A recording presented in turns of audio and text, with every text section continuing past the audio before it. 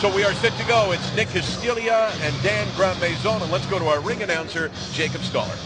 Your first bout of the evening will be refereed by Dennis Bourdon. Judges ringside, Sylvain LeBlanc, Claude Paquetto, and Pasquale Proscopio. Fighting first out of the red corner.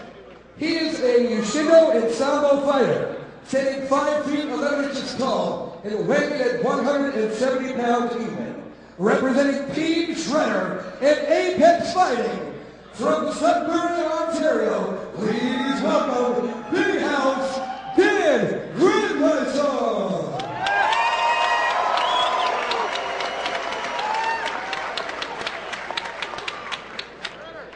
And his opponent across from him in the ring, he is a Brazilian Jiu-Jitsu fighter. From 5 feet 11 inches tall and also weighing 170 pounds even. Representing the Ottawa School of Martial Arts and Renzo Gracie Jiu-Jitsu from Ottawa, Ontario. Please welcome Nick Castiglia.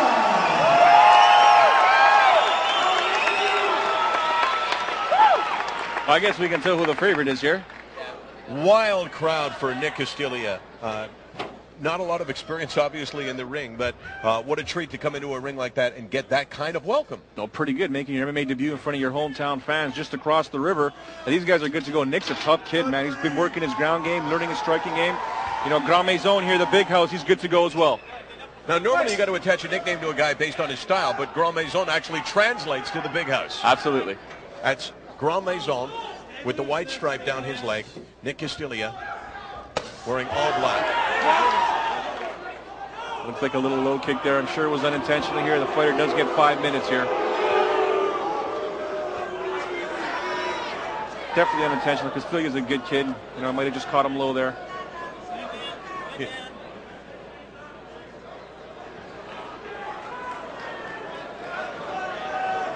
Maison just stretching out there. Hopefully, you know, everything's all right. So the rule is that he has 5 minutes, and if he can't continue, this wouldn't go down. This would probably be a no contest. Definitely, because the fighter himself has the right to, you know, once the referee steps in, the fighter can actually he's got 5 minutes. So if the fight continues, then he's agreeing to fight. Dan Grandmaison took the low blow, yep, and is exercising his right to compose himself and to get back to the point where he can fight. He's got 5 minutes to do so. Yeah, he's still hurting though. You can tell he's still hurting there. He's just concentrating, trying to suck it up, and, you know, let's go. Let's rock and roll here. You know, Dennis Bourdon, the referee right now, he's just basically, you know, talking to both fighters, letting them know what the situation is. He just explained to Nick right now that, you know, the fighter, or Grandmaison, still has a few minutes left. He has the right to have 5 minutes. So. Now, is there no loss of points from that? No, not at all. Now, why would there not be loss of points? It was unintentional. If it becomes a situation where, let's say they started fighting again and he kicks him again in the groin, I could see -1. Right. And the way this works, it's 3 5-minute rounds, or at least it's scheduled for that. It's a 10-point must-scoring system. There are 3 judges. The referee does not judge. Exactly. We're good to go. We are good to go. Well, more importantly, Dan Grandmaison is good to go. Yeah. We are just seconds into the first round. So let's talk about the different styles here. Nick Castiglia. Castiglia opens up a little too wide when he throws those kicks. It looks like Grandmaison's looking to throw a side kick as well to follow up those jabs. Nice little kick there. He's trying to check the kick. And you can see the complexity of the low blow, because you're allowed to kick a guy below the waist, of course. It's just that one region that you can't do so. I think he was trying an inside kick, which is the reason why he landed a low blow. Both guys picking up the action here, Michael. And you can see that Castiglia wanted to come out kicking, and Grandmaison has come out punching. Yeah, and you can see Castiglia here now has a clinch here. What he wants to do is work and control Grandmaison to the point where he extends his legs too far, where he can go in there for a trip and take him down to the ground. I'm pretty sure Castiglia wants this fight to go to the ground. So an early confrontation here. Grandmaison wants to stay on his feet. A smart move here by Castiglia, taking the fighter to his own corner. He's got his corner man, Pat Cooligan, over there, and giving him instructions on what to do.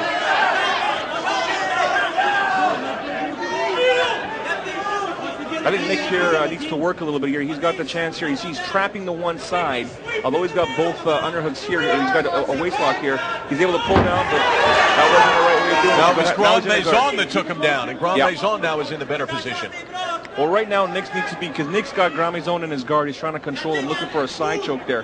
What Grand Maison needs to do is posture up and get his hips down and his body up, so there's no chance for getting armbarred and choked. If you are new to mixed martial arts, you can look and you can think the man on top is controlling it. And sometimes in that position you can. Yeah. But also there are guys who are great fighters from the bottom. Yeah.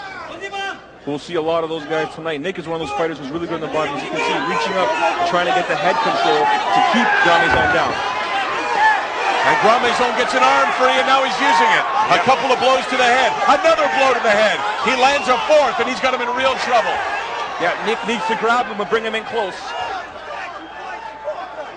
A great flurry from Dan Grand Maison. He landed 4 or 5 right to the nose of Nick Castiglia. I'm very, very impressed right now with the way Grand Maison's able to compose himself and was patient enough to wait to posture up and then start kicking and then start throwing bombs.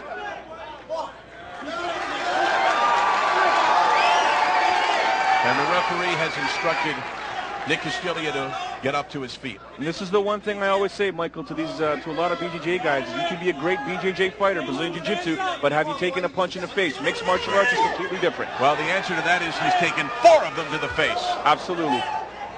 But he's still composed. He's out there throwing, he's feeling out there, he's throwing his kicks.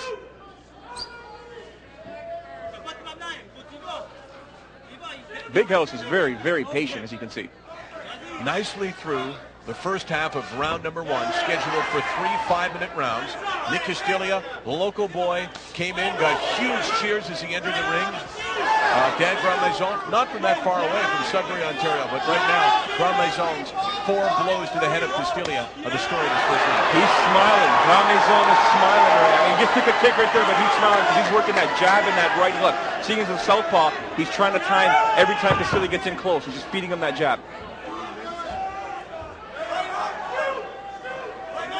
He's waiting to throw that left hand. You can just tell. See, there's that right hook. That right hook was so short, and another right hook. And Castiglia clearly in trouble at this point. Michael, this is what we call dirty boxing, where you grab a hold of the head and start feeding away. It's almost like hockey punching. But Grand Maison, that right couldn't have been more than 6 inches. Exactly, and what Castiglia's done here now, as you saw, he had the waist lock, and he brought him in close to take him down on the ground, which is what he tried to do originally. This time he succeeded. Now, right now, he's got a half guard. What he wants to do is get that right leg free and get into full mount, which is a very dominant position when you're on the ground. So this is his mixed martial arts debut, Nick Castiglia. Yeah. He's fought since he was 10 years old, Brazilian Jiu-Jitsu. He's got it. He's got him out. Look for the bombs to fly, Michael. Lots of punches being thrown. The crowd on their feet. I'm not sure that he did any damage with that at all. They're not really landing as hard. The judges like this kind of stuff. Now, he's allowed to use the elbow, but not the point of the elbow. Yes, he's able to use the forearm at will, but he cannot use the point of the elbow. And there's the bell to end round number 1. A flurry to complete it. Nick Castiglia, Dan Grand Maison.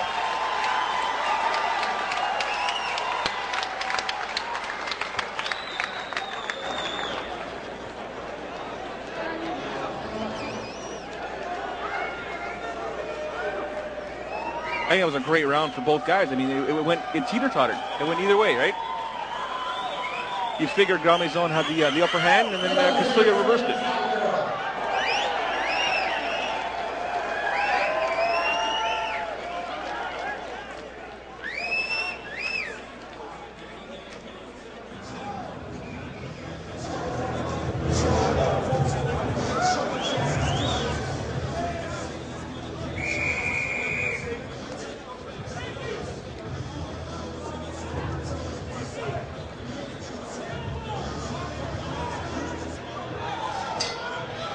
Welcome back to Palais de Congrès. This is Hull, Quebec, Freedom Fight 2006. Michael Landsberg along with Joe Ferraro.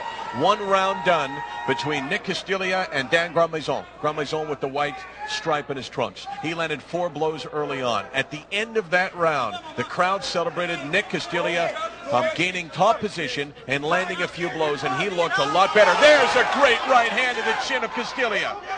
Yeah, Grand Maison's basically, he's picking and choosing his shots, and once he starts going, he ends up with a flurry. And a nice takedown there by Castilla to defend. Once again, he's going to be looking for the mount, which this is not a good position right now for Grand Maison. He needs to reverse this or hold him down and hopefully get the referee to stand them up. Now, why is this such an inferior position? Well, it's a dangerous position because, yeah, he's got it, so he's holding on to his head. But as you can see here, there goes Nick getting the mount again. He's going to squeeze through, pull that leg right through, and he's going to want to posture up and start throwing bombs. A bad position right now for Grand Maison. And he's worked his way free, Castilla, and you're talking about throwing those bombs. He's loading them up right now. You see him posturing up there, trying to get just a little bit higher to the hips and control Grand Maison's body so he can start throwing down bombs. And there's a lot to go in this round still. Round number 2 just nicely underway, and look at Castilla has come out throwing bombs. I think the smart thing to do for Castilla right now is to take this fight to the center of the ring, because you can see the referee. He's about to step in there to stop it, and it's not a good thing to do right now, especially when you have mount. Take the fighter back to the center of the ring. How would he do that? Because they're going to be fighting in the ropes in Quebec. But how can he get him to the center of the ring? Underhook, turn him around, bring him to the center of the ring. You just drag him in there. Does that not sound a lot easier than it actually is? It's not that difficult. You just got to be able to do it properly and turn around and try and get the fighter to come with you. It's not difficult to do. At what point will the referee move them away from the ropes? No, I think it's going to be very, very soon. As you can see, their heads are going underneath. So when the heads are underneath? Pretty much when one of the guys fight. Now Nick's moving, as you can see, but if the fighters are going to start going underneath the ropes, that's it. He's going to stand them up. Nick's holding on to mount there, Michael. A smart move. So there's really no definitive way, if you're Grand Maison, to get them to stand up at this point. He can't put his arm over the rope. Well, he could if he likes. I mean, if he doesn't want to be in this position, all he's going to do is kind of scoot underneath the rope. It might be considered cheating, but at the same time, if he wants to do it technically, all he has to do is to trap one of Castilla's arms, trap the same side of the leg, and reverse it over to the other side, and he'll end up on top. What he's trying to do here is squeeze him. He's trying to squeeze the air out of him. So he ends up getting tired, starts breathing heavier and heavier. When a fighter starts concentrating on his breathing too much, you continue to throw bombs. Well, you called it early on. You said that Grand Maison wanted to be on his feet, and when he was, he landed 4 great blows. You said Castilla wanted to take him down, and down they are right now. Castilla is owning him. Yes, absolutely. This is definitely Castilla's round. He's just got to be a little bit more aggressive here, because what you can see, he's kind of, I'm not saying he's gassing, but he looks a little tired. And in a situation like this, when you get mount in a mixed martial arts fight, you got to be able to finish a fight pretty quickly. It's understandable seeing his MMA debut right now.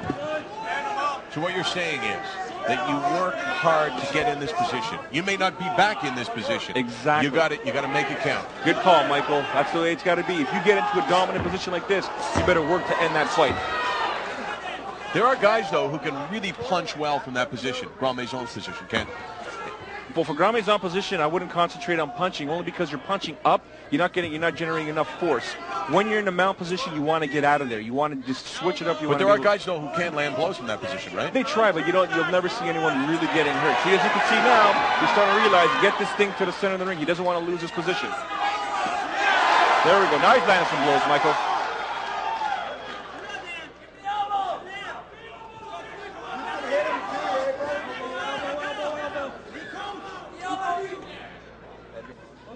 I mean, he's probably thinking he's trying to set up a submission as well. Being a submission guy, Castilla's probably looking for something that'll make him reverse the situation.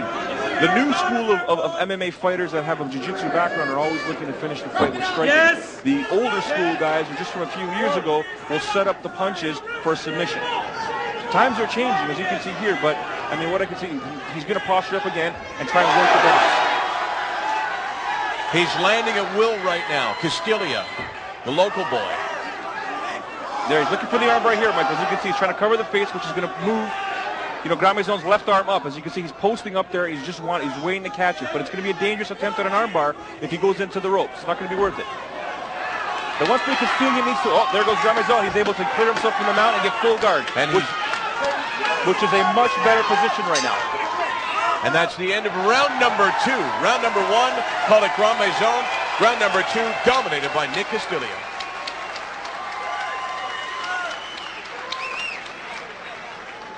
Freedom Fight 2006 would not be possible without Budweiser, your king of beers.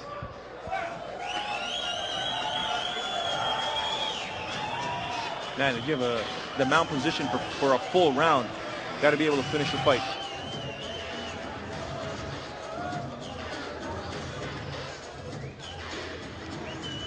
We're rolling into the third and final round, ladies and gentlemen. If you don't want to see this go to the judges' scorecard, you need to let them know what you want to see.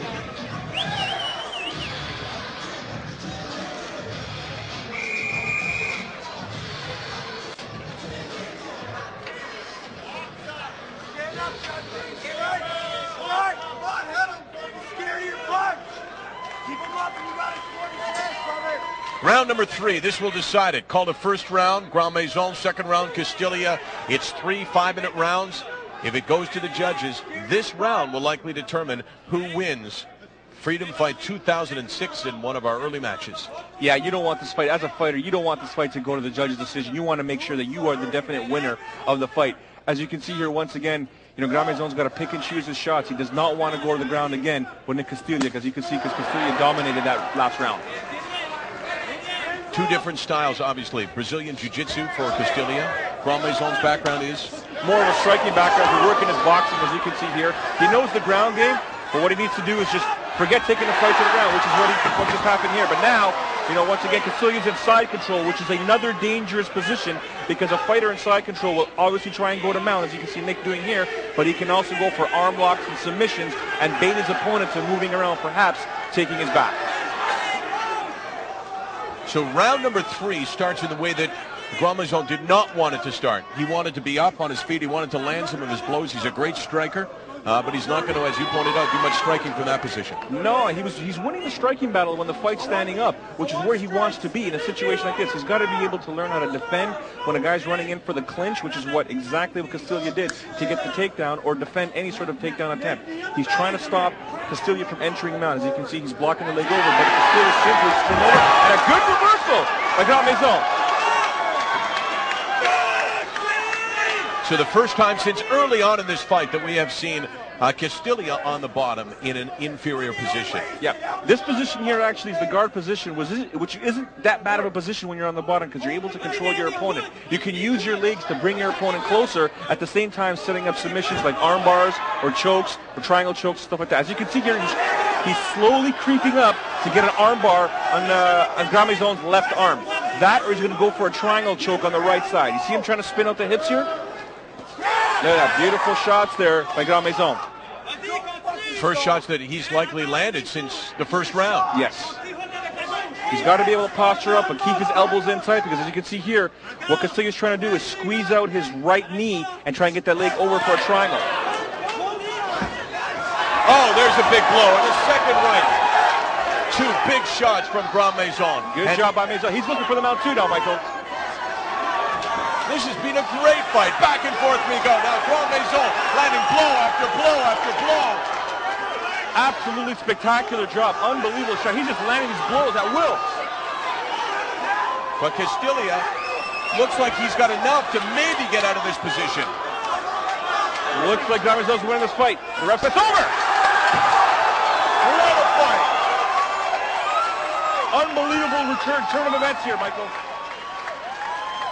Nick Castilla came out, as you said, he had never been hit before. He got struck twice by Grand Maison, then twice more. 4 big blows. Then Grand Maison ended up getting hit, and Castilla wrestled back the match. They came out for round number 3. Castilla started off great, but in the end, it's Dan Grand Maison. I'm very impressed with Dan Grand Maison, the fact that he was able to pick and choose his shots, whether standing up or on the ground. I think he took unnecessary damage in that second round, but once again, it's a learning experience. He did a great job picking and choosing his shots until the point where he's able to unleash a fury, which ended the fight. Well, you said before the fight that Castilla, with a Brazilian Jiu-Jitsu background, making his mixed martial arts debut, had never taken a punch before. I'm sure he's taken some punches. Not like that. But not like that. Not like that. It's a different thing. Yeah, I've never been at his gym to see how they train, but you can tell that as soon as you start getting rocked on the ground, it's a different world. I get a lot of flack sometimes when I talk about the BJJ guys. I do Brazilian Jiu-Jitsu myself. I do BJJ, and I know it's like you could be a great submission specialist, but if you don't get punched, you don't know what's going on.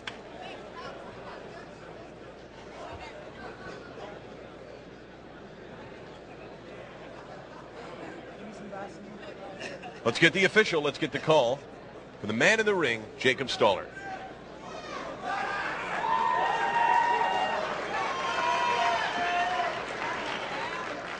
Time to make it official, ladies and gentlemen. If I could have both fighters to the center of the ring, please.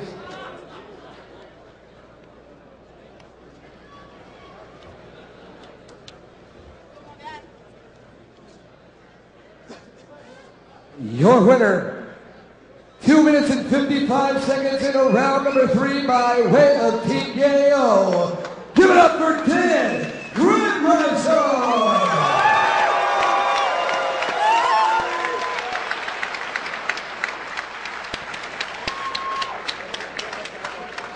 Well, a great showing by both guys, Michael. I'm pretty sure these guys are going to take this home, back to the drawing board, and see how to improve on their performances tonight.